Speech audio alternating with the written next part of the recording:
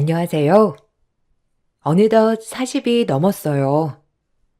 짧다면 짧고 길다면 긴 세월이었지만 저에게 잊혀지지 않는 일을 이야기해 보려 해요.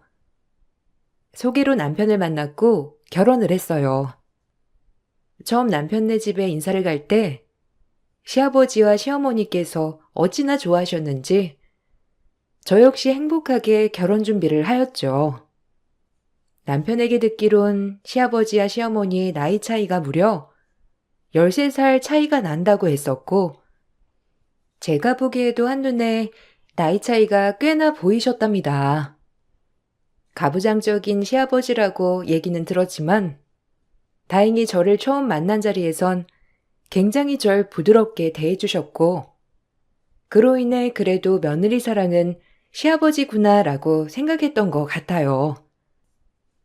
아버님이 효선이니가 딱 이상형이라고 어찌나 좋아하던지 우리 아들이 며느리 잘 데려왔다고 동네방네 소문을 내셨어. 효선아, 우리 집 식구가 되는 걸 환영한다. 부족하지만 좋은 시어머니가 되도록 노력할게. 우리 잘해보자꾸나. 감사해요, 아버님. 어머님이 이렇게 잘 대해주시니까 저 역시도 너무 기쁜걸요? 남들은 시댁이 많이 어렵다고 하는데 전 오히려 이렇게 편하게 대해주시니까 너무 좋아요. 저도 며느리돌이 잘하도록 노력하겠습니다. 잘 부탁드려요. 엄마 아빠가 이렇게 좋아하는 거 보니까 효도한 것 같아서 기분 너무 좋네요. 효선이랑 잘 살도록 할 테니 걱정 놓으세요. 외동인 남편에게 시집을 간 저는 따로 남편 형제가 없으니 제가 더 잘 챙겨드려야겠다고 생각했지만 결혼을 하자마자 일적인 문제로 6개월 정도 남편과 주말 부부 생활을 해야 했어요. 제가 아직 회사가 정리가 덜 된 상태였고 그로 인해 주말마다 남편을 만나게 되었죠. 힘든 6개월의 생활을 마치고 회사를 정리 후 완전히 신혼집으로 이사를 들어가는 날, 시아버지께서 저희 신혼집 주차장에 찾아오셨어요. 그리고 그곳에서 저를 보자마자 버럭 화를 내시며 소리를 치셨죠. 결혼한 애가 정말 데려왔으면 인사를 해야지. 내가 이사하는 날 굳이 여기까지 와봐야겠냐? 니네 부모가 그렇게 가르치더냐? 오기 전에 우리 집에 와서 인사 먼저 하고 왔습니다. 보고를 해야 할 거 아니야? 건방지게. 이제 여기 지역으로 완전히 이사 온 이상 내가 네 버릇 단단히 고쳐주마. 며느리들이 조장에 잡아야지. 우리 무시하는 꼴은 못 본다고. 아이고, 여보, 뭘 그렇게까지, 효선이 여기까지 왔다 갔다 하는 것도 힘들었을 텐데, 인사 올 정신이 있었겠어요? 이사 준비나 다 끝내놓고 오려고 했겠죠. 너무 노여워 마세요. 효선아, 아버님이 좀 흥분하셔서 그런 거니까 걱정 마. 뭐야? 당신이 그렇게 애들한테 오냐오냐 하니까 얘네가 우릴 무시하는 거 아니야? 주말마다 남편 보러 왔으면 당연히 시댁에도 들려서 인사를 하는 게 며느리 도리인 거지. 이제야 얼굴을 비춰? 나보고 이걸 참으라는 거야?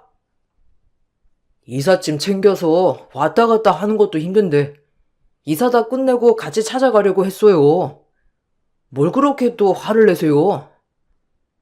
이것들이 지금 새 식구 들어왔다고 지금 날 가르치려 들지?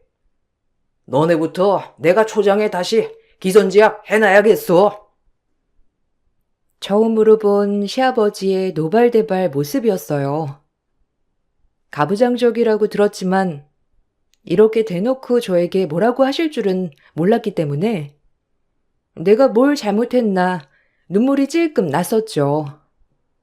시어머니가 아무리 저를 두둔하려고 해도 시아버지의 노여움은 멈출 줄 몰랐고 그런 모습을 시어머니 또한 감당하기 힘들어 하셨어요.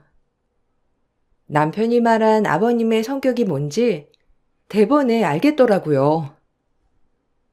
내가 미안해. 우리 아빠가 원래 좀 저렇게 욱하셔. 내가 결혼 전에도 엄청 가부장적이라고 얘긴 했지? 연세도 있으시고 무조건 남자가 하늘이라는 사상을 가지고 계신 분이라 진짜 미안하다.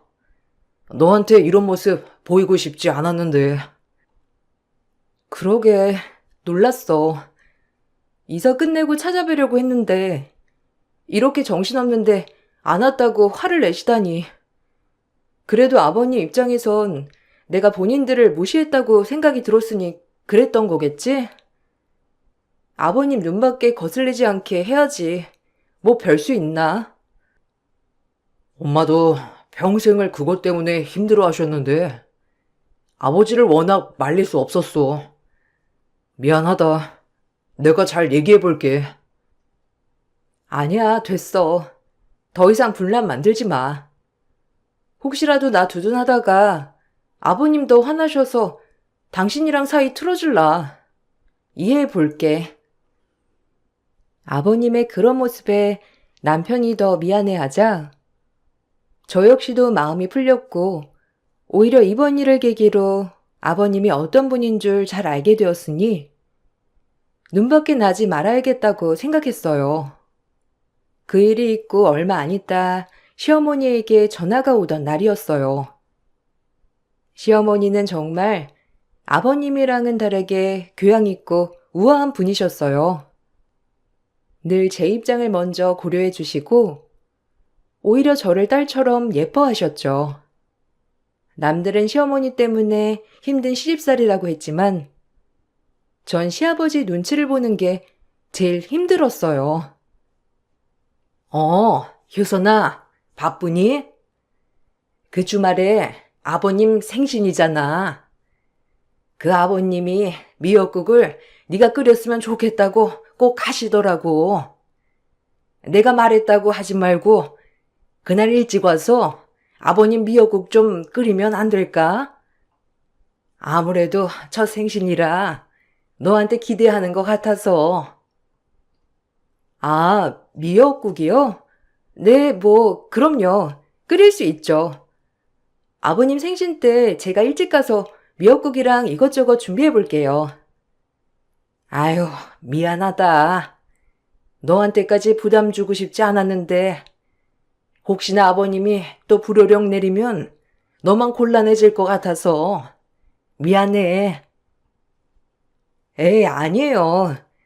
어머님이 이렇게 먼저 코치도 해주시고 저야 감사하죠. 제가 준비할 테니까 그날은 신경 쓰지 마세요. 에휴, 가뜩이나 여기 데려와서 정신없을 텐데 그래도 네가 이해해줘. 아버님이 한 성격 하시잖니. 받아줘서 고맙다. 사실 아버님 첫 생신이기도 해서 제가 생신상을 차려드리면 어떨까 생각은 했지만 아버님이 대놓고 며느리에게 생신상을 받고 싶다고 어머님께 말씀을 하셨다니 조금 당황스러웠어요. 아버님은 무조건 며느리에게 생신상을 받고 싶다며 어머님 보고 절 지켜보겠다고 하셨더라고요. 기분이 좋진 않았지만 어차피 해드리려고 했는 생신상이었기에 기분 좋게 차려드렸어요. 혹시라도 저 때문에 어머님, 아버님이 다투시거나 남편에게 불효령이 떨어질 일을 대비하여 좋은 게 좋은 거다라고 생각했어요. 내가 너 어떡하려나 봤는데 그래도 싹수는 있구나. 일찍 와서 내 생일상도 차려주고. 그래, 앞으로 이렇게만 하면 내가 널 미워할 일이 뭐가 있겠니? 이제 여기서 떡두꺼비 같은 아들 하나만 낳으면 되니까 노력들 해라. 내가 기대하고 있어. 아빠는 무슨 결혼한 지 얼마나 됐다고. 그리고 저희 아직은 아이 계획은 크게 있지 않아요. 그러니까 이해해 주세요. 뭐야? 결혼을 했으면 며느리 도리가 애 낳고 살림하고 시부모 봉양하는 거지. 그런 소리 집어쳐. 바로 가져라. 너 일도 그만두고 이사 온 거 아니야? 우리 아들이 벌어다 주는 돈이나 쓰면서 살 생각이거든. 당장 집어치워. 무조건 아들 낳아야 한다.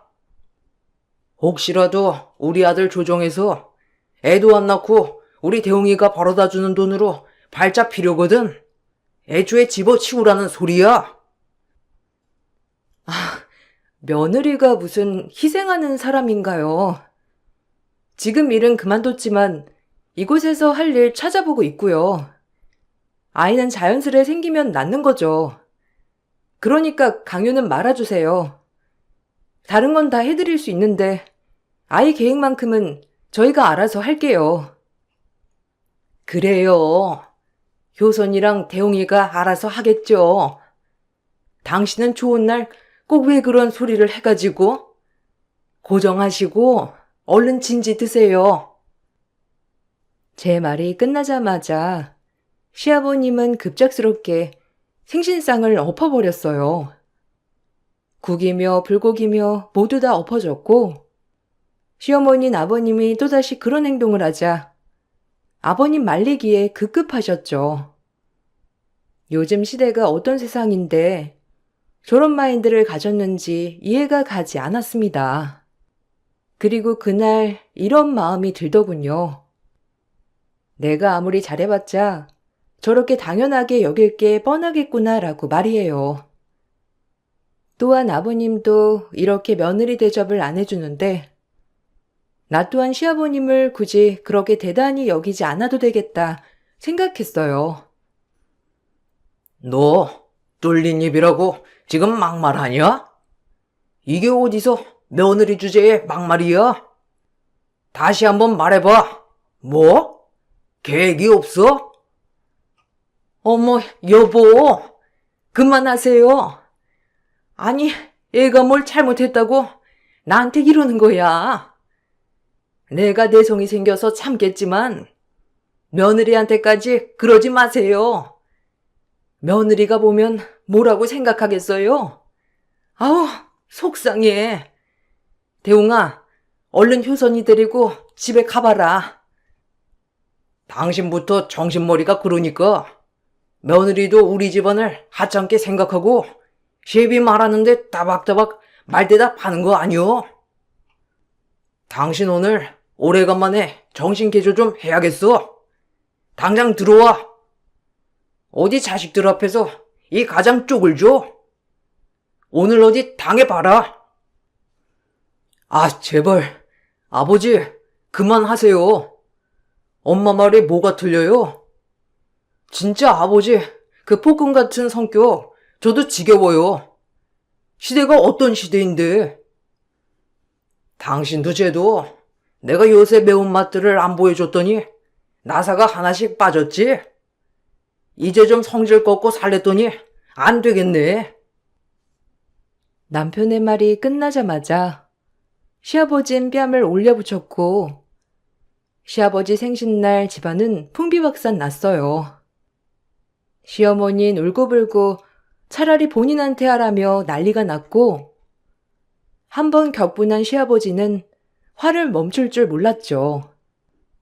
남편은 이런 것에 익숙하다는 듯 가만히 맞기만 하고 있었어요. 그날 무슨 정신으로 집에 왔는지 정말 결혼한 지 얼마 되지 않아 일어난 일이었기 때문에 더욱 당황스러웠답니다. 그리고 집에 와 남편에게 시아버지에 대한 이야기를 자세히 들을 수 있었고 그런 시아버지와는 왕래를 하지 않아야겠다고 생각했죠. 미안하다. 이게 우리 아버지 실체야. 맨날 손 올리고 욕하고 어렸을 때 엄마랑 나 많이 당하고 살았어. 지금이야 나이 드셔서 무력을 쓰는 빈도도 줄어들었는데 가끔 저렇게 욱하시면서 요즘도 엄마 괴롭히시곤 하나 봐. 이런 모습 보여주고 싶지 않았는데. 아, 뭐? 그게 말이 돼? 아니, 어머님은 왜 가만히 계시는 거야? 이건 경찰에 신고해서 엄벌을 줘야 한다고. 아무리 남편이고 아버지지만 아버지가 아버지다워야지. 본인 마음대로 되지 않으면 어떻게 손부터 나가? 나 진짜 황당해. 나야 뭐, 이제 나와서니까 상관없는데, 엄마가 걱정이지. 나 결혼하기 전에 혹시라도 한부모 가정 소리 들을까봐 꾹 참고 사신 건데, 엄마한테 잘해야 돼, 나는. 나 때문에 엄마가 평생을 희생한 거니까. 너한테 솔직하게 말 못해서 미안해. 당신이 뭐가 잘못이야. 무력을 행하는 사람이 잘못이지. 어머님 어쩌냐? 같은 여자로서 너무 안타깝다. 좋으신 분인데. 남편은 본인이 잘못한 게 없음에도 저한테 미안하다고 하였고, 그날 전 남편이 참 안쓰러웠어요. 그리고 그날 일이 있고 나서 전 시댁의 발길을 딱 끊었죠. 시어머니와 가끔 문자로 안부 인사 정도는 주고받았지만 시아버지와 조금이라도 엮이는 게 두려워 아예 마주할 일을 만들지 않았던 거예요. 그리고 얼마나 흘렀을까요? 저희 부부에게 아기 천사가 찾아왔고 그 계기로 다시 시아버지와 소통을 하게 되는 사건이 있었어요. 시아버진 그날 일이 그래도 미안은 한지 아기를 가졌다고 하는 저에게 아무렇지 않게 돈봉투를 쥐어주시며 미안하다고 하더라고요. 시어머니는 옆에서 저보고 화를 풀라며 달래주었고요. 돈은 괜찮아요. 임신한 게 뭐 대단한 거라고 이렇게 신경 안 써주셔도 됩니다. 그리고 저 아버님한테 그런 취급 받을 이유 없거든요. 지금 어머님이 잘 지내보자고 하셨고 대웅 씨도 풀었으면 좋겠다고 하니 이렇게 찾아뵌 거예요. 아버님, 시대가 변했어요. 한참이나 자식 같은 제가 이렇게 말하는 게 기분 나쁘시겠지만 그래도 가족을 생각해서 화 좀 줄이셨으면 해요. 뭐야? 일단 알겠다. 네가 그렇게 얘기하니 고려는 해볼게. 난 날 건드리지 않으면 폭발하는 성격은 아니야. 그러니까 너도 알아서 잘했으면 좋겠어. 네 시엄마랑 네 남편이야. 내가 길을 잘 들여놨다만 너는 네가 알아서 해야지. 그래, 효선아, 화 풀어. 아버님이 그래도 그날 잘못하신 거 인정하셨으니까 우리 뱃속 아이만 생각해서 웃자. 아빠가 저 정도 나오신 거면 진짜 많이 수그리신 거야. 그러니까 자기도 그냥 화 풀어. 우리 잘 지내보자. 아이 때문이라도. 어머님 아니었으면 절대 보지 않을 아버님이었지만 그래도 남편과 어머님도 용서를 했으니 저 역시 그날 일을 잊기로 했어요. 그리고 전 예쁜 아이를 낳았고 딸아이였어요. 아버님은 딸아이를 낳았다고 하자마자 그동안 참아온 막말을 저에게 하셨어요. 그렇게 잘난 척을 하더니 결국엔 품은 게 딸이요? 참나. 떡두꺼비 같은 아들을 낳으랬구먼. 당장 둘째 가져. 걔는 이어야지. 아유, 여보, 왜 그러세요? 힘들게 우리 손주 안겨준 며느라기인데. 예, 네 시아버지 그냥 괜히 섭섭해서 그래. 옛날 사람들 알잖아. 네가 이해하렴. 안 그런다고 하시고선 또 며느리한테 저러시니. 나원 참, 여보, 말 좀 가려서 해요. 이 여편네가 어디서 훈계질이야? 또 매운맛을 한번 보여줘야 정신 차리지? 어제든 몸조리 알아서 하고 주말에 집에 와서 상추나 씹어라. 옛날엔 애 낳고도 바로바로 이랬어. 딸 낳은 니가 뭔 할 말이 있어서 이런 일도 안 해? 난 딸은 취급 안 한다. 그리 알아. 여보, 제발 말 좀 가려서 해요. 아유, 효선아, 미안하다. 내가 너네 시아버지랑 같이 오는 게 아니었는데 정말. 제가 뭐라고 대꾸도 하기 전에 시아버지는 저렇게 막말을 하곤 병원을 떠나셨고 너무 화가 나고 분한 마음에 병실에서 어찌나 울었는지 몰라요. 남편은 그런 저를 달래주었고 본인이 더 화가 나서는 시아버지에게 전화로 어찌나 화를 내던지 그래도 제 화는 풀리지 않았지만요. 그래도 태어날 때 아이를 보니 모든 마음이 다 녹아내리는 것 같았어요. 전 아들보단 예쁘고 친구 같은 딸아이를 원했거든요. 그렇게 중간중간 시아버지의 시집살이는 많았지만 그래도 딸아이와 남편만을 보며 견딘 결혼 생활이었어요. 그리고 그렇게 12년이란 세월이 흘렀고 저 역시 이젠 어느 정도 시아버지의 말에 콧방귀라도 낄 정도의 멘털이 되었죠. 그리고 저희 윗집에 한 여자가 이사를 오면서 사건은 발생하게 되었어요. 아주 기이하게도 말이죠. 어머, 아랫집이구나. 저희 아들인데 미리 양해 좀 부탁드릴게요. 아직 어려서 뛰지 말라고 해도 막 뛰거든요. 양해해 주세요. 저도 애 키우면서 그 정도는 이해 가능하죠. 그래도 미리 이렇게 말씀해 주셔서 너무 감사해요. 우리 잘 지내봐요. 윗집 여자는 참 싹싹했어요. 그래서 종종 친하게 지내면서 오고 가고 했던 나날이었죠. 근데 이상하게 윗집 여자를 볼 때마다 제 딸이랑 너무 닮았다는 생각을 하게 되었어요. 뭐 아예 안면이 없는 사람들도 비슷한 느낌의 사람들이 종종 있으니 저희 딸과 윗집 여자도 그런 류의 하나겠거니 하게 되는 날이었고 그러던 중 제가 바빠서 딸을 윗집에 맡겼던 날이 있었어요. 아까 윤지 엄마 일 보러 갔을 때 나 윤지랑 시장 다녀왔거든? 근데 사람들이 내 딸이 있냐는 거야. 너무 웃기지? 그 정도로 윤지랑 나랑 닮았나 봐. 근데 내가 봐도 진짜 나 어릴 때랑 윤지랑 너무 닮은 거 있지? 신기해 진짜. 어머, 그래요? 저도 볼 때마다 닮았다 싶었는데 사람들이 봐도 그렇구나. 너무 신기해요. 이런 것도 인연 같고. 오히려 제 딸인데 저보다 언니를 더 닮은 것 같아서 이런 우연이 있나 싶어요. 진짜 알고 보니 먼 사촌 아니에요? 아유, 그러니까. 내 어릴 때 사진 보면 더 놀랄걸? 신기해. 닮아서 그런가 자꾸 윤지 보고 싶고 생각나는 거 있지? 정말 처음엔 기이한 인연이다 싶었어요.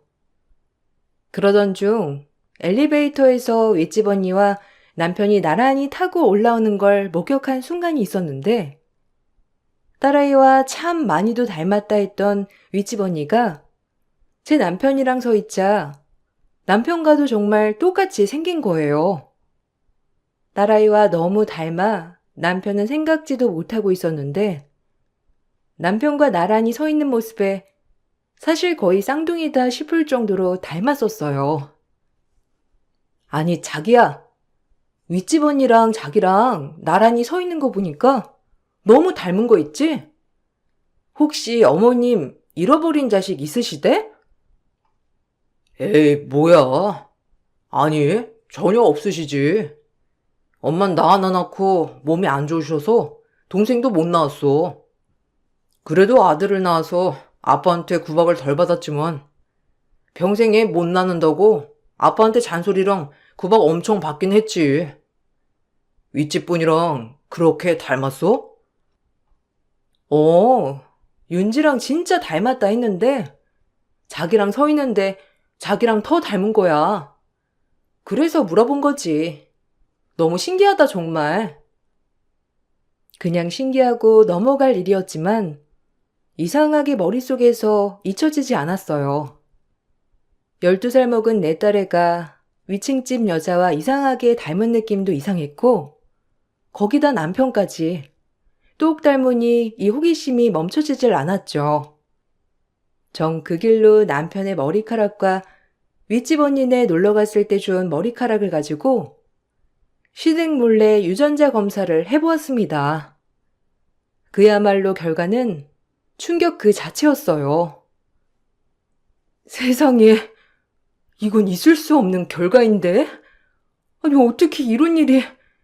내 남편이랑 99% 유전자가 일치할 줄이야. 아, 기막혀. 결과는 남편과 위층 여자의 DNA는 정확히 99% 일치하였고, 둘은 남매인 게 분명했어요. 상상을 뒤엎는 결과에 즉각 검사소마저 발칵 뒤집어졌죠. 제가 너무 놀라 졸도할 지경까지 이르렀었거든요. 생각을 해보니 시어머니가 둘째를 낳지 않았다고 했으니 제 예상대로라면 시아버지가 밖에서 낳은 자식이겠거니 싶더라고요. 남편과 그 윗집 언니가 정확히 시아버지 판박이 느낌이었고 그 둘이 서 있으니 쌍둥이 같은 느낌이 바로 들었던 거예요. 전 이 일을 간과할 수 없겠다 싶어 그 길로 시어머니 댁에 방문했습니다. 그리고 시어머니에게 이 모든 사실을 솔직히 얘기를 하기로 마음을 먹었고 이야기를 했어요. 아, 하다. 이제 밖에서 외방 자식까지 만들다니. 99%라는 건 정말 남매 아니면 낳을 수 없는 거니까. 나 못 참는다. 어머님, 그래도 이렇게 아무 대비도 안 하고 아버님을 추궁하는 것보다 대비책을 세우시는 게 나을 것 같아요. 그래도 그동안 당해온 세월이 있는데 이렇게 끝내는 건 아닌 것 같아요. 일단 윤지 아빠랑 우리 셋이 상의 좀 하고 결판을 져요. 아유, 내 인생 정말 부정당했구나. 하다. 이제 외방 자식까지. 윤지압이 6살 때일 거야. 그때 웬 여자랑 바람이 나긴 했었는데 내가 그때 요절을 냈어야 했는데 다신 안 그런다는 말 하나 믿고 여태껏 참았어. 윤지앱이 한부모 가정 만들지 않으려고 참고 참았지. 근데 거기서 애를 만들어 와? 심증은 확실하다만 물증을 잡아야겠어. 그 여자의 엄마만 보면 확실한데. 아, 마침 언니네 이번 주에 친정어머니 올라오신다고 하더라고요. 그날 같이 보면 될 것 같아요. 어머님, 너무 걱정 놓으세요. 당장이라도 끝내겠다고 하는 시어머니를 말리고 일단 물증을 잡기 위해 시어머니와 애를 썼어요. 같은 여자로서 12년 동안 지켜본 결과 시어머니는 시아버지에게 무력을 당하시기도 매번 욕을 듣기도 하였고 항상 기놀려 계시는 모습이 안쓰러워 뭐든 도와드리고 싶었거든요. 그리고 윗집 언니의 친정엄마가 오시는 날 시어머니를 저희 집에 초대하여 두 모녀를 마주하게 하였고 시어머니는 그 여자의 얼굴을 보자마자 확신했어요. 그 윗집 언니는 남편의 배다른 동생님이 확실하다고 말이에요. 오래 지난 세월이었지만 시어머니는 그때의 상처가 떠오르는 것처럼 많이 슬퍼하셨죠. 같은 여자가 봐도 너무 안쓰럽더라고요. 이제 됐다. 확실해. 저 여자 많이도 늙었네. 하긴 저 여자가 무슨 죄야? 네 시아버지가 총각 행세하고 만났던 건데. 저 여자도 피해자지. 절대 용서 못한다. 네가 보기에도 내가 답답했겠지만 이제 예전에 내가 아니야. 정말 각오했다고. 어머님, 제가 어머님 편에 대드릴게요. 저 역시 너무 안타까웠거든요. 걱정 붙들어 매시고 저랑 대웅 씨만 믿으세요. 엄마, 이제 걱정 마. 나도 솔직히 엄마 답답했는데 나 때문에 이렇게 희생한 거 알아요. 이제 나 결혼도 했고 아버지라는 존재 없어도 되니까 우리가 엄마 인생 찾아줄게. 엄마 마음 약해지지 말고 진짜 심지만 굳게 가지세요. 우리만 믿어. 저흰 그렇게 시어머니를 도와드릴 계획을 짜기 시작했고, 모든 계획을 진행한 뒤 시어머니는 시아버지에게 이혼 소장을 날렸습니다. 시아버지는 시어머니의 이혼 소장을 보고 그 즉시 시어머니에게 또다시 손을 올리며 으름장을 놓았고, 남편이 처음으로 시아버지를 밀쳐내고 시어머니를 지켰어요.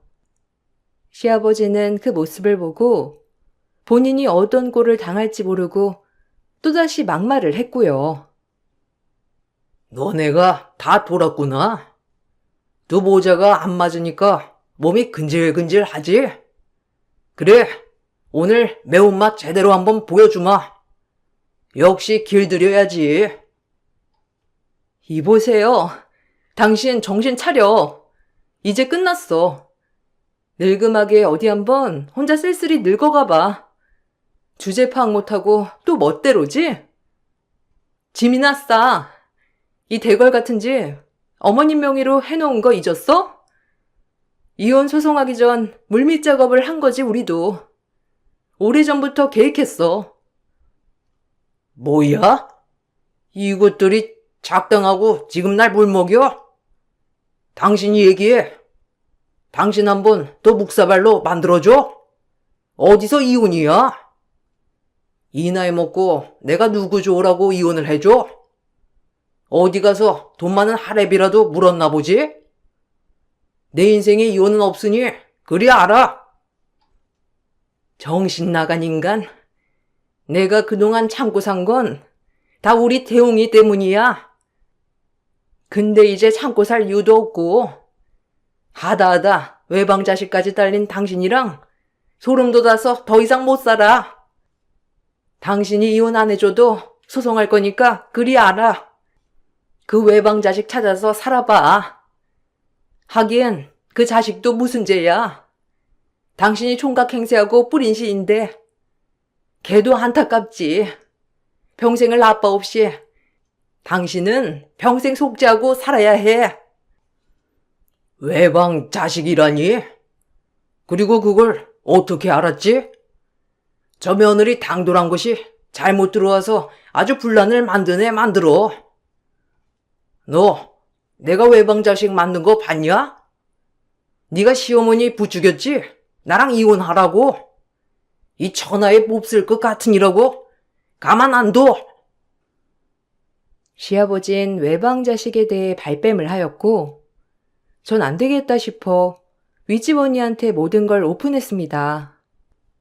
소름이 돋았던 건 윗집 언니는 아버지의 존재는 알았지만 어려서 절대 찾아오지 말라고 엄포를 놓았어서 평생 찾지 않고 어머니랑 단둘이 살았다고 했어요.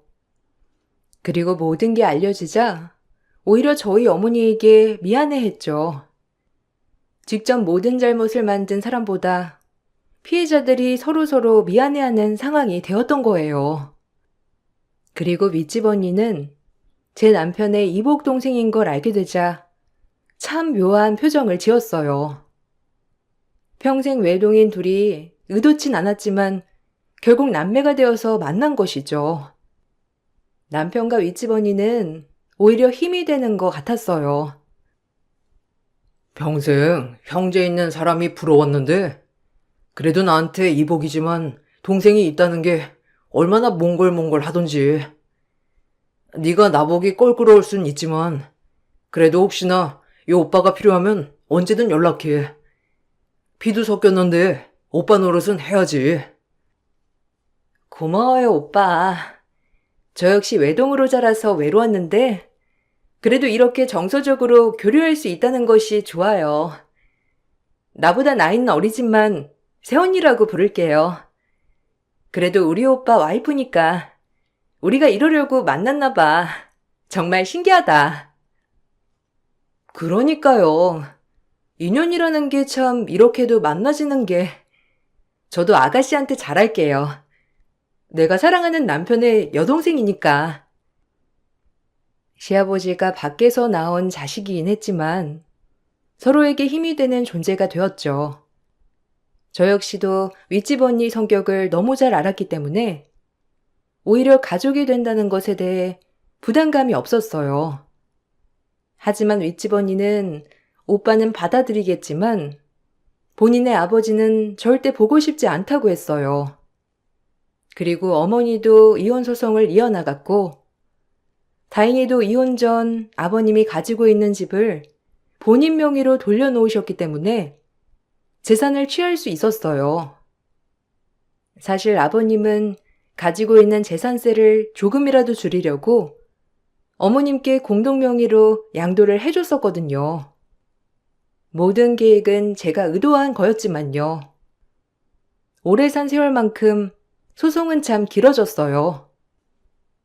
어차피 당신이랑 언젠간 이혼할 생각이었고 그동안 아프게 당했을 때마다 모아온 진단서 그리고 그 외방자식 DNA까지 다 당신한테 분리할 거야. 지저분하게 가지 말고 이제 나 좀 놔줘. 이제 나도 말년에 눈치 안 보고 편하게 살고 싶으니까. 내가 미쳤다고 널 놔주냐?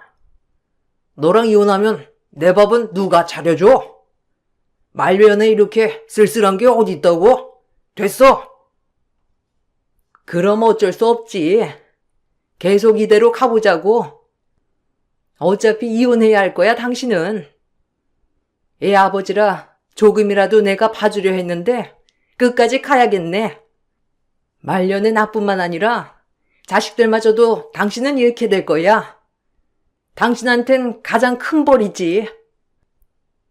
시아버지가 끝까지 이혼을 해주지 않아 계속해서 소송이 들어갔고 소송은 자그마치 3년이란 시간이 걸렸어요. 그리고 어머님, 아버님의 최종 판결은 이혼이었습니다. 유책 배우자인 만큼 집을 포함해서 재산 분할을 넉넉히 해주어야 했고요.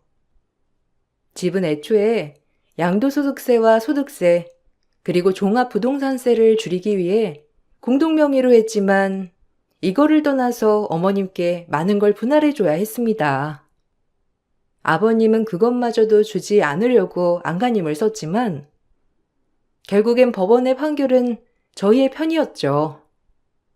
또한 성인이 된 남편은 더 이상 아버지를 보지 않겠다고 말을 했고 오히려 말년에 정말 오갈 데 없는 신세가 돼버린 거예요. 나도 이제 아버지 안 봐요. 아니, 아버지도 아니지. 아저씨. 그동안 우리한테 했던 무력적인 상처들 평생 뉘우치며 살길 바래요. 네가 나한테 어찌 이래? 네가 누구 덕분에 세상에 나왔는데? 네 엄마 몰라도 넌 나한테 그러면 안 되지. 우리가 천륜인데. 아, 천륜을 근데 그렇게 끊어버려? 나도 당신 딸이잖아. 그렇게 찾아오지 말라고 엄포를 놓더니 결국 돌고 돌아 우린 만났네. 그렇게 사랑하는 아들 자식한테 버림받고 혹여나 나한테 빌붙을 생각 마. 우리 인연은 그때 끝이 났으니까. 뭐야? 내가 말년에 아들도 있고 이렇게 딸도 있는데 왜 혼자야? 너네들 나한테 생활비 보내. 나 때문에 태어났잖아. 딸 같은 소리 하네. 나한테 아빠 노릇한 거 있어? 말년에 한번 쓸쓸히 외로워 보라고. 아, 속이 다 시원하네. 네가 내 핏줄인데 감히 날 외면해? 내가 이 집안의 가장이고 하늘인데 다들 가만 안 놔둘 거야, 내가. 네가 뻔뻔하게 내 딸한테 자식 노릇을 강요해? 맛 좀 봐라. 너 같은 쓰레기는 쓰레기 처리장으로 같이 가는 게 답이지. 윗집 언니에게도 생활비를 요구하자 윗집 언니의 어머님은 어디선가 쓰레기를 가져와서 아버님에게 투척했습니다. 아버님은 고래고래 소리를 질렀고 그 모습이 어찌나 우스꽝스럽고 속이 다 시원하던지. 정말 쓰레기는 분리수거가 답인 듯 했죠. 그리고 그렇게 해주기 싫어하던 재산도 분할해 줬어야 했고, 집마저도 어머님한테 뺏기게 되었어요. 그리고 저희 남편과 윗집 언니까지 모두 손절을 했어요. 아버님은 그럼에도 신랑에게 미련을 버리지 못하고 허구한 날 연락을 해댔지만 남편이 연락을 받지 않았고 결국엔 혼자가 되고 말았죠. 어머님은 말년에 항원 이혼을 하고 새 인생을 찾으셨답니다. 아버님 눈치로 아무 데도 못 다니셨는데 이젠 문화센터도 나가서 활발하게 노년을 보내고 계세요. 진작에 이렇게 지낼 수 있었던 것을 어머님은 지나온 세월이 후회되고 힘들었지만 그래도 지금 이렇게 행복하니 모든 게 다 괜찮다고 하십니다. 이것을 읽고 계신 분들은 저희 어머님이 어찌 보면 답답하다고 느끼실 수 있겠지만 아들에게 상처를 줄 수 없는 참된 어머니의 사랑이라고 생각해 주시면 될 것 같아요. 저 역시도 어머님이 이해가지 않을 때가 있었지만 자식을 낳고 보니 알겠더라고요. 결혼 후 많은 일이 있었지만 제 인생의 가장 크고 기억에 남을 이야기였어요. 어머님이 혼자 계신 만큼 제가 더 잘해야 할 것 같은 생각이 드네요. 여러분들, 지금까지 제 이야기 들어주셔서 감사합니다. 좋은 하루 보내세요. 안녕하세요. 저는 결혼 20년 차 50대 여성입니다. 벌써 세월이 지나 결혼 20년 차가 되었다는 사실이 새삼 놀랍네요. 얼마 전 남편과 아이들 빼고 둘이서 오붓하게 저녁을 먹고 왔었는데요. 그때 나눴던 얘기 중에서 그동안 참 고마웠다는 말을 들었을 때 속에 쌓여있던 응어리가 한순간에 풀리는 느낌이 들더라고요. 사실 겉으로 보기에는 크게 기복이 없을 것 같은 제 인생에도 크고 작은 일들이 많았는데요. 지금은 웃으며 얘기하지만 지금도 그때를 생각하면 울컥하며 올라오는 게 있더라고요. 가족애에는 잘 알지 못하는 얘기지만 오늘 한번 속 시원하게 얘기해 보려고요. 남편과 3년 정도 연애를 하고 결혼을 했을 때에는 그다지 반대는 없었어요. 그때 당시 주변에서도 다들 결혼을 했었고 남편과도 연애를 어느 정도 했던 터라 자연스럽게 결혼을 하게 된 거였는데요. 크게 걸리는 건 없었지만 약간 신경이 쓰였던 것이 바로 아주버님이셨어요. 남편은 평범한 직장인이었는데 그에 반해 아주버님은 고학력자의 능력도 좋았어요. 그만큼 콧대도 높아 볼 때마다 잘난 척이 장난 아니었죠. 야, 너는 요즘 얼마나 버냐? 그러게, 공부를 좀 하지 그랬어. 허구한 날 놀러만 다니니까 이제는 좀 후회되지? 이 형처럼 공부를 좀 열심히 했어야 지금 떵떵거리면서 살았을 거 아니야. 재수 씨는 얘 콕딱지만한 월급으로 대체 어떻게 살림해요? 뭐 외식이나 제대로 해요? 아유, 난 재수 씨랑 결혼한다고 했을 때 얼마나 속으로 걱정을 했는지. 아니에요. 남편 월급 적지 않아요. 그리고 남편 정도면 근무 여건도 좋고 매일마다 월급도 올려주고 있는데 더 좋죠. 주변에서는 남편 회사 정도면 여기 지역에서는 굉장히 좋다고 난리예요. 출퇴근 시간도 좋고 야근도 많지 않으니까 저로서는 더 좋죠. 에이, 그래도 재수 씨 돈이 다르잖아요. 나는 이번에 또 새 차 계약하려고 하는데 난 싱글이니까 따로 들어가는 돈도 없고 집도 자가로 가지고 있고 거기다가 하고 싶은 거 마음껏 해도 되고 솔직히 홍석이 월급으로는 혼자서 살아도 빠듯하죠. 안 그러냐? 넌 언제 외제차 한번 몰아볼래? 이참에 다른 회사로 이직이라도 생각해봐. 너무 월급이 적잖냐? 아, 됐어. 난 지금 회사가 좋아. 형은 월급 많이 받으면 뭐해? 매일 야근에 회식에 주말도 반납해야 할 때도 많고 바쁘잖아.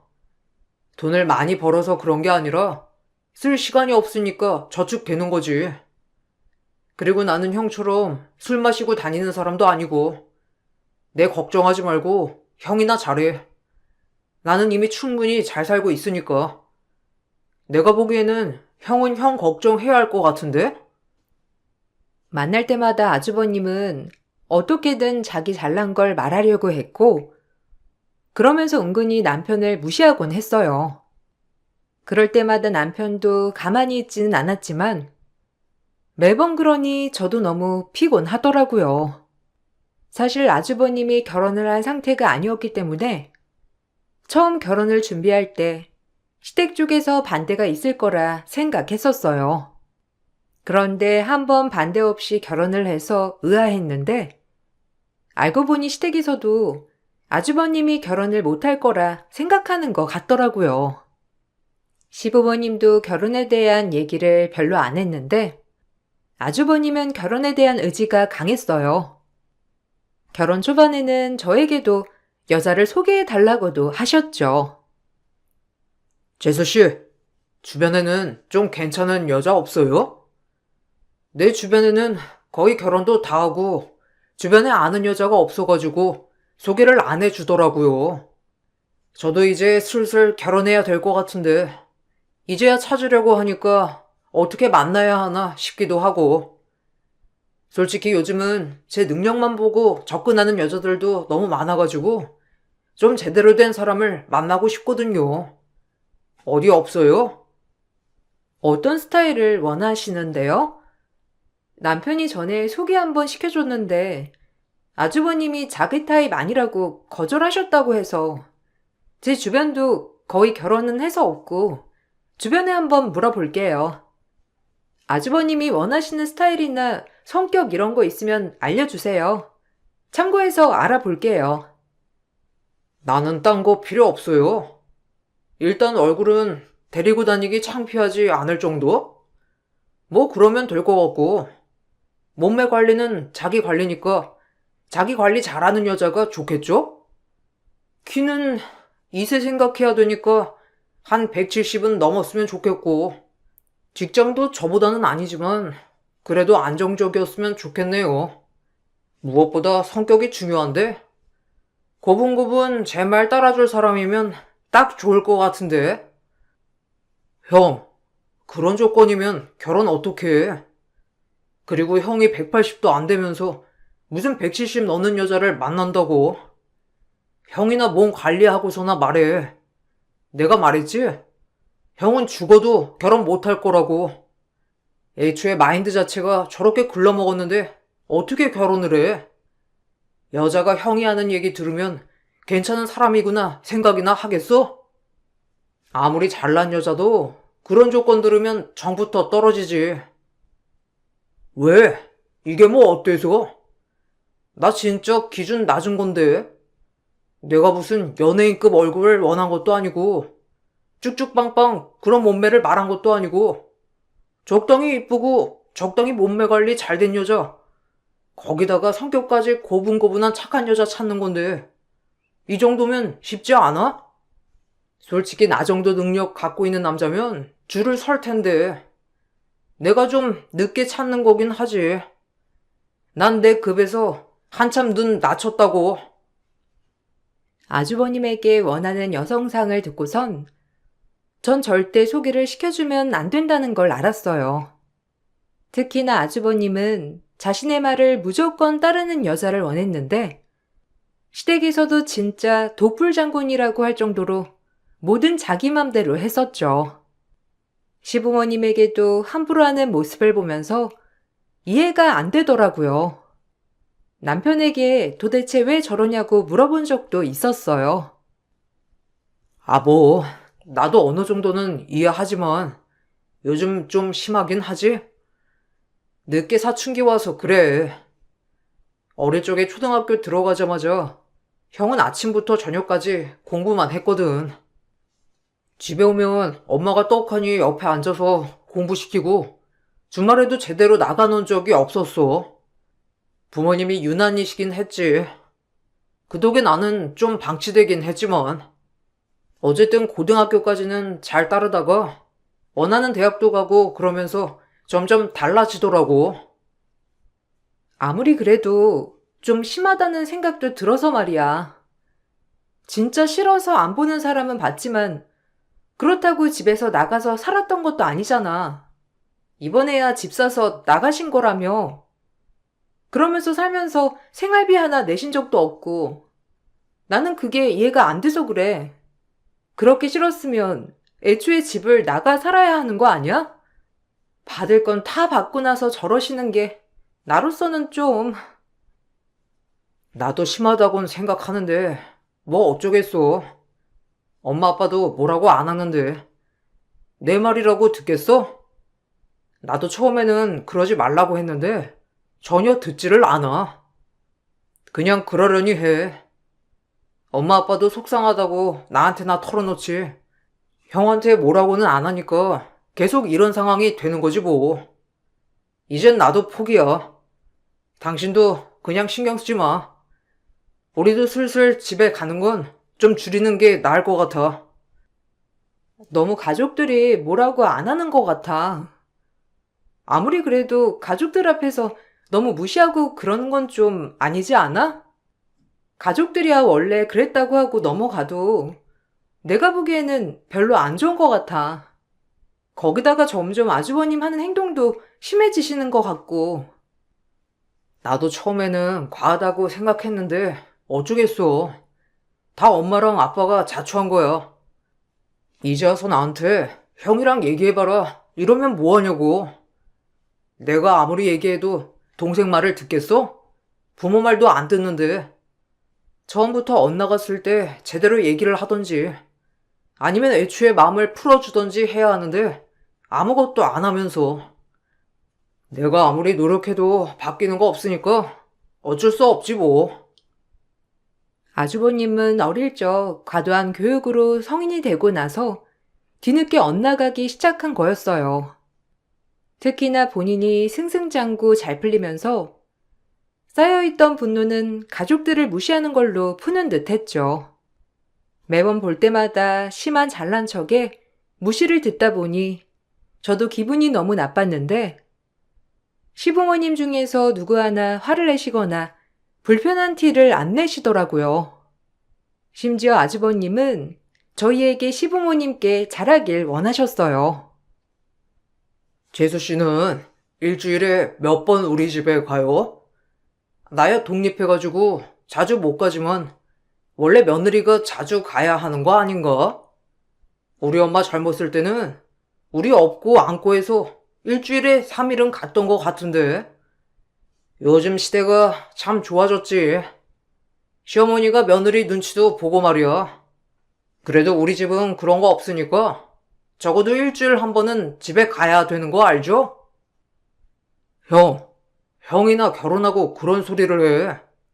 왜 가만히 있는 우리 와이프한테 그런 소리를 해? 형도 집에 잘 안 가면서 자식도 안 가는데 무슨 며느리가 매주 가? 우리는 이미 충분히 엄마 아빠 얼굴 많이 보고 있으니까 형이나 시간 내서 집에나 가. 일주일이 뭐야? 한 달에 한 번도 안 가면서. 전화는 좀 해?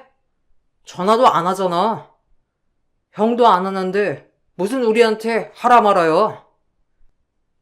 야, 나는 결혼을 안 했잖아. 내가 결혼했으면 알아서 잘했겠지.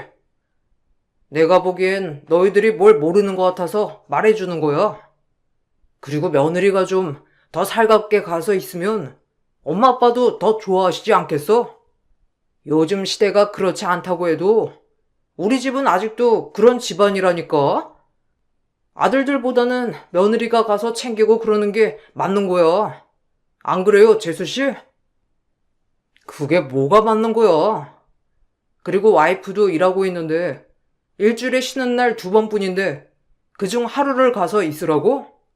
형이나 좀 그래봐. 돈 그렇게 많이 벌면서 형은 그중에 10,000원이라도 우리 집에 가져다 주기를 해 뭐래? 자기는 하나도 안 하면서 왜 자꾸 우리한테 이것저것 하래? 우리는 이미 충분히 하고 있어. 니들이 결혼했으니 내 몫까지 해야지. 나는 싱글이잖아. 나중에 내가 결혼하면 알아서 잘한다니까. 니들이 먼저 결혼했으니 챙겨야 하는 게 당연한 거 아니야? 그리고 네가 왜 자꾸 나서? 집안 장남이 얘기하면 넌 조용히 있는 거야. 내가 너한테 얘기했어? 재수 씨한테 말했지? 아주버님은 초대를 하지 않아도 연락도 없이 집에 찾아와서는 대뜸 밥을 요구하기도 했어요. 먹을 게 없어 뭐라도 주문해 먹자고 하면 자기는 그런 거 안 먹는다며 무조건 집밥을 해 놓으라고도 했었죠. 심지어 도 넘는 발언까지 아무렇지 않게 한 적도 있었어요. 재수 씨, 혹시 나보다 아이 일찍 낳을 생각하는 건 아니죠? 솔직히 결혼이야 누가 먼저 하든지 상관은 없지만 애는 원래 첫째가 먼저 낳아야지. 그래서 말인데 피임은 하고 있어요? 그거 꼬박꼬박 잘해야 하는 거 알죠? 어쨌든 이런 건 여자가 챙겨야 하는 거니까. 네? 피임이요? 아, 그런 걸 아주버님한테까지 상의를 해야 하나요? 저희 아직 아이 계획은 없긴 하지만 그런 건 제가 알아서 할 거니 걱정하지 마세요. 그러면 아주버님 결혼 생각은 있으신 거예요? 그럼요. 그래도 이세 생각해가지고 20대는 만나야 하지 않을까 싶은데 지금 20대들이 영 생각이 없는 것 같아서요. 저는 좀 개념 있고 남편 잘 모실 수 있는 여자가 딱 좋은데 요즘 여자들은 워낙 재고 따지는 게 많으니 딱히 마음에 드는 사람이 지금은 없네요. 재수 씨 주변에는 20대 좀 개념 있는 여자 없어요? 20대요? 아주버님, 지금 40대 다 되어가는데 20대를 찾으시는 거예요?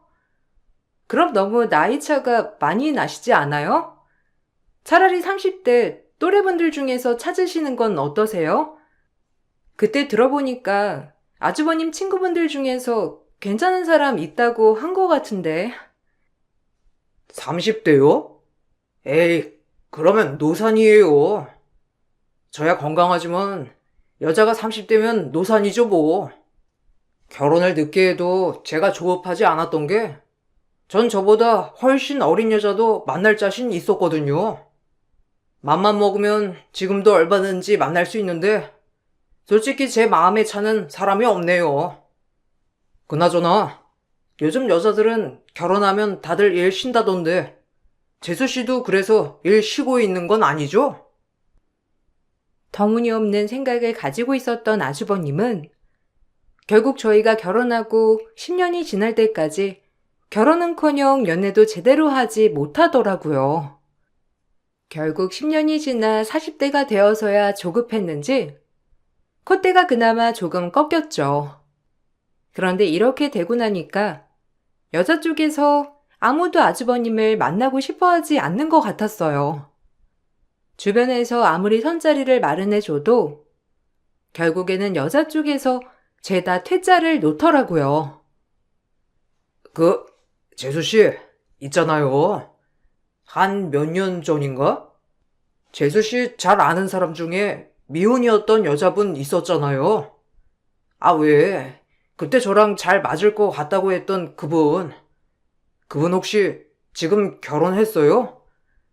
그때 한번 만나고 나서 결혼 생각 당장 없는 것 같아서 거절했던 것 같은데. 혹시 아직 싱글이면 다시 만날 수 있는가 해서요. 아니, 전에 전화번호로 연락해보니까 연락을 안 받더라고요. 아, 그분 결혼했죠. 벌써 거의 10년 됐는데. 왜요? 그때 아주버님이 거절하셨던 것 같은데 이미 결혼하시고 아이도 낳으셨어요. 연락처는 안 바뀌셨을 건데 아마 결혼하셔서 연락 안 받으셨나 보다. 그래요? 그렇구나. 그때 제가 거절을 했었어요? 아, 그럼 그 다음에 만났던 그 여자분은요? 아예 안 낳겠다고 해가지고 제가 그때 서로 안 맞는 것 같다고 했던 것 같은데 그분은 아직 싱글 아니에요? 연락처도 바뀐 것 같던데. 아, 그분 해외로 이민 가셨어요. 해외에서 결혼한 걸로 알고 있는데. 근데 왜요? 아주버님 그분들 다 아주버님 또래라고 별로 마음에 들어 하시지 않으셨잖아요. 그래서 거절했던 것 같은데. 저는 이제 아주버님한테 소개해드릴 분이 없어요. 그때도 말씀드렸던 것 같은데, 아주버님이 말해주신 조건에 맞는 사람은 제 주변에 없다고 했었잖아요. 아, 그게 생각해보니까 제 조건이 좀 까다로운가 해가지고요. 찾다 보면 찾을 수도 있겠지만 이것저것 신경 쓰면서 찾기도 귀찮고 뭐 제가 능력이 되니까 여자 능력은 안 봐도 될 것 같다 싶기도 하고요. 그래서 물어본 거예요. 하다하다 소개가 전혀 들어오지 않으니 이미 본인이 퇴짜를 놓았었던 아주 오래전 소개녀들도 찾기 시작하더라고요. 전 속으로 그러게 왜 그렇게 기고만장했나 웃었지만 이미 떠나간 배는 돌아올 수 없는 것이었죠. 아주버님도 머리가 아팠지만 결혼 생활이 길어질수록 또 하나 고민거리가 되었던 게 바로 시부모님이셨어요.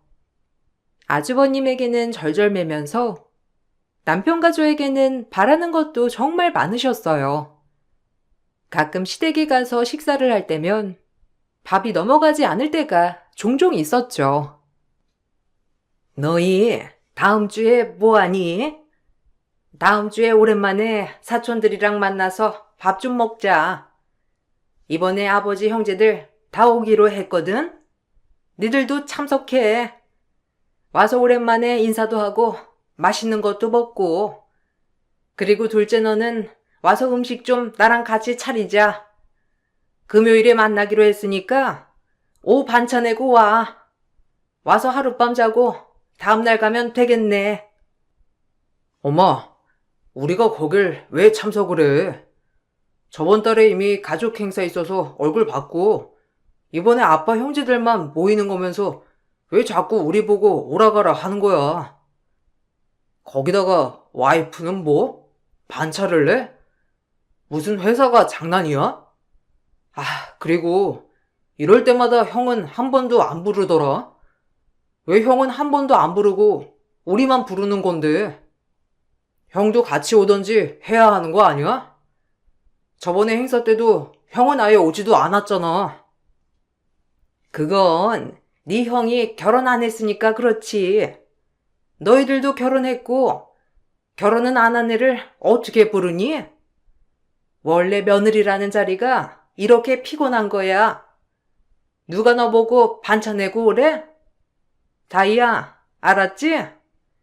반차 내고 다음 주에 좀 일찍 와서 음식하는 거 거들어라. 내가 장은 다 보고 올 테니까 너는 그냥 여기서 보조만 하면 돼. 힘들 거 하나 없어. 여기 오는 게 힘들다니까 왜 자꾸 그러는 거야? 엄마 아빠 진짜 너무한 거 아니야? 아무리 결혼을 했거니와 형은 뭐 결혼 안 했으니까 뭐든 다 안 와도 되고 빠져도 되고 그런 게 어디 있어? 나 이럴 때마다 다이한테도 미안하지만 장모님 장인어른께 죄송해. 어떻게 우리 집에서 다이를 이런 대접해? 다음부터 행사 절대 참석 안 할 거니까 그렇게 알아. 본인은 하지 않으면서 요구하는 아주버님도 어처구니가 없었지만 당연하게 아주버님이 아닌 저희가 본인들을 챙겨야 한다고 생각하는 시부모님도 너무 서운하더라고요.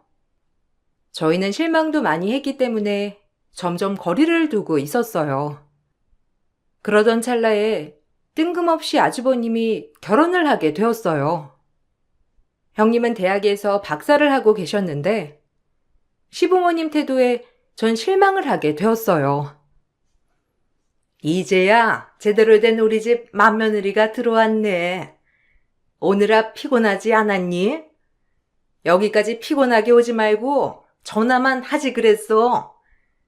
안 그래도 내가 전화해볼까 하다가 혹시라도 바쁘면 어쩌나 해서 전화를 못했어. 그래도 한 번은 인사를 와야죠. 아마 앞으로는 제가 바빠서 직접 오기는 어려울 것 같아요. 그래서 이렇게 시간 있을 때 온 거예요. 전화를 드릴까 하다가. 일이 근데 바빠서 오래 있지는 못할 것 같은데 괜찮으시죠? 오늘 학교에서 마무리해야 하는 일이 있어서 금방 가봐야 할 것 같아요. 어머, 괜찮아. 그런 일이 있으면 얼른 가봐야지. 여기는 나랑 둘째가 같이 지우면 되니까 그런 건 신경 쓰지 마라. 역시 집에 박사 며느리가 들어오니까 집안 분위기 자체가 교양 있고 고급스러워지네. 딱 우리 집에 맞는 며느리가 이제야 들어온 것 같아서 너무 기쁘구나. 그렇지, 엄마. 내가 제대로 된 며느리 데리고 왔지? 와이프가 오늘 좀 바쁜데 그래도 인사는 직접 해야 하는 거라고 해서 같이 왔어. 이렇게 생각도 깊은 며느리가 어디 있어?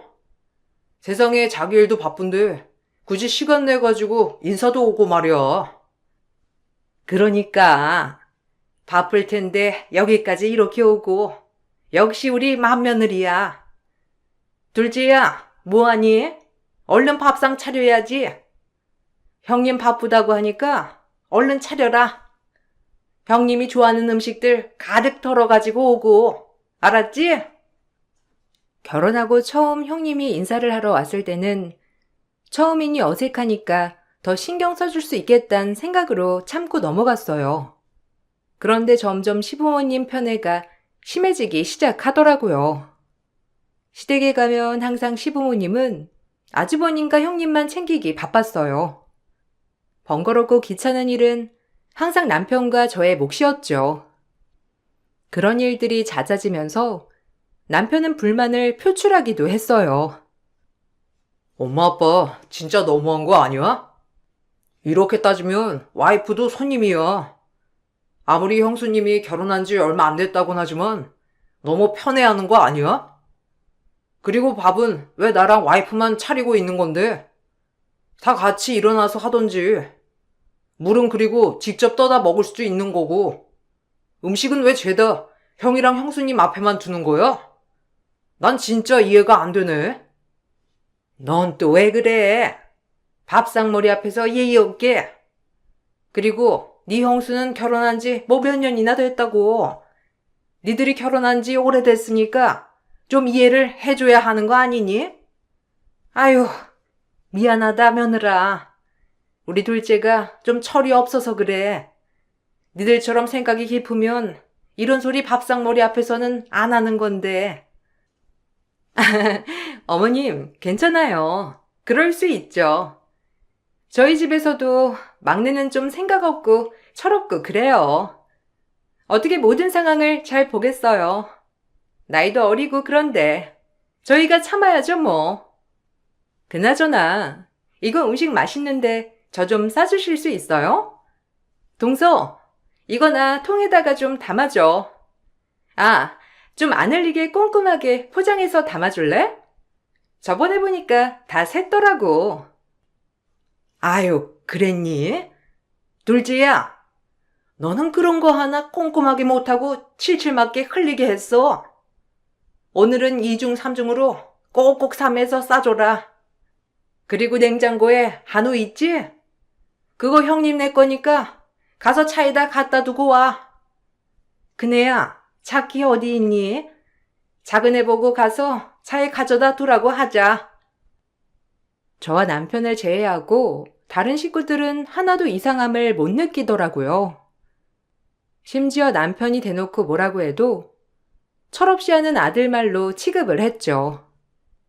되도록이면 얼굴도 보고 싶지 않았지만 저희가 피하면 안 챙긴다 서운해하시고 같이 자리를 하면 저희는 챙겨주지 않으시고 모든 걸 형 부부에게 향하니 너무 화가 났어요.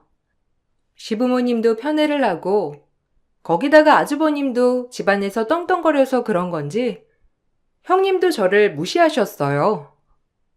형님이랑은 자주 대화를 하진 않았는데 한 번 대화를 할 때마다 무시한다는 게 바로 느껴질 정도였죠. 동서는 요즘 뭐 해? 남편 말 들어보니까 뭐 가족 사업 뭐 도와준다며? 뭐 가족 사업을 크게 해? 아니, 내 주변에는 다들 고학력자에 박사하거나 대기업 다니는 친구들이 대부분이라서 다들 자기 커리어 살리는 데 집중하는데 내가 보면 동서는 자기 커리어는 없는 것 같아서 말이야. 내가 너무 안타까워서 해주는 말이야. 애들도 엄마가 뭐 하는지에 따라서 자신감이 달라지잖아. 동서네 애들은 영 엄마 일 얘긴 안 하길래. 원래 엄마가 잘나면 애들이 알아서 막 주변에 자랑하고 그러지 않나? 애들 따라 다르죠 뭐. 저희 애들도 제가 일하는 거 자랑스러워 하는데 솔직히 그런 거 자랑스러워하는 건 좋지만 주변에 자랑하는 게 좋은 건 아니잖아요. 사람이 겸손도 있어야 하고 굳이 그런 걸 자랑이라고 얘기하고 다니는 것도 아닌 것 같아서 아이들도 그렇게 교육하고 있어요. 동서는 보면 볼수록 참 성격이 좋아. 그렇지? 주변에서도 약간 느긋하단 소리 많이 듣지? 애들이 그렇게 교육해서 말 듣는 거라고 생각하는 거야? 동서 진짜 순진한 건가? 애들도 다 보이는 게 있으니까 그런 거지. 엄마가 진짜 잘났으면 주변에 막 자랑하고 난리도 아니지. 조용한 건 당연히 눈에 보이는 게 없어서 그런 거 아닐까? 동서, 괜찮아. 나는 주변에 전업주부 이런 건 없어서 잘 모르지만 요즘은 전업주부도 괜찮고 마트 아르바이트해도 본인 스스로 떳떳하면 괜찮아. 마치 본인이 아는 기준에서만 생각하는 모습을 보니 어처구니가 없었지만 말을 해봤자 뭐가 달라질까 싶어서 저와 남편은 시댁 식구들과 거리를 두기로 했어요. 이제야 전 왜 남편이 거들먹거리는 아주버님에게 왜 아무런 말을 하지 않았을까? 시부모님에게는 왜 뭐라고 하지 않았던 걸까? 이해가 되더라고요. 아무리 말을 해도 본인의 말을 믿지도 들어주지도 않으니 아예 입을 다문 거였죠. 저 역시 결혼 10년이 지나고 나서야 방법은 입을 다물고 거리를 두는 거라는 걸 알게 되었어요. 그렇게 점점 시댁 식구들에게 거리를 두던 중 사건이 벌어지고 말았죠. 어느 날 대학 급식실에서 설거지를 하고 있었는데 그것이 바로 박사 형님이 근무를 하는 곳이더라고요. 절 발견하자마자 박사 형님은 저에게 다가와서는 어처구니 없는 말을 했어요. 동서, 설마 나 여기 박사로 있다고 여기 취업한 거야? 동서 여기 취업하면서 내 얘기한 건 아니지? 아, 진짜. 그런 거면 당장 그만둬. 어떻게 형님 이름 팔아서 취업할 생각을 해? 내가 이래서 가족들한테 어디 박사로 있는지 말을 안 했는데. 아무튼 바로 가서 그만두겠다고 해.